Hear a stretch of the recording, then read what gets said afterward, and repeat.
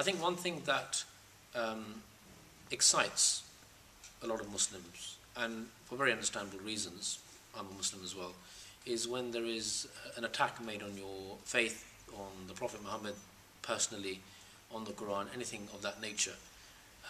Just to give you one example, when Salman Rushdie wrote the Satanic Verses, which was clearly a mockery of everything that Islam stands for, and it even went to the extent of poking fun at the Prophet Muhammad's own personal life. And again, completely without basis, baseless allegations were made in that book, but under the guise of it being a work of fiction. Now, the way in which some Muslims responded was to publicly burn the book, which we believe achieved no purpose. It just shows that Muslims can't control their emotions. The only way in which they can express their frustration is through extremism, is through violence, is through book burnings. The response that we took was something very different. We believe that if you have been attacked with the pen, the best way of responding is with the pen.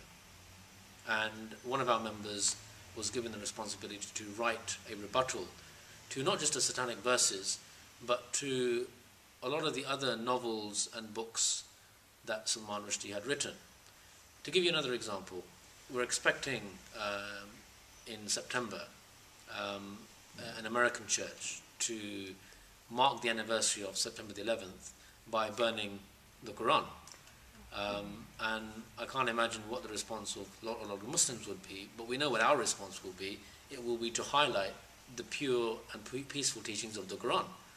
In order to combat these kind of mischievous efforts to undermine Muslims, the last reaction you want from Muslims is aggressiveness and violence and another book burning. We believe that the correct way forward is to highlight the beautiful teachings of Islam. In fact, we see that there's a blessing in disguise in all of these unfortunate cases. Yes, it's quite unpalatable to Muslims to conceive of their holy book being burned, or the Prophet Muhammad being portrayed in caricatures, or anything of that nature. But there's a way in which you're supposed to respond, and that manner should be dignified. It should be decent. It should be within the confines of your tradition. And even in the Prophet's own time, he was ridiculed, he was mocked, he was made fun of, his authority was challenged, and yet he believed that people should have the freedom to do that. It wasn't his responsibility to punish them, it was God's responsibility to do that. And I think that's a lesson that Muslims have learned, have forgotten, where they believe that they have the right to play God and to interpret the scripture as they believe it should be interpreted, and to punish people as they believe they should be punished. But forgetting that leadership comes from God, and the only leadership that is divinely inspired in the whole of Islam today is that provided through the Ahmadiyya community, the system being known as Khilafat, or successorship. And we believe our leaders are divinely inspired.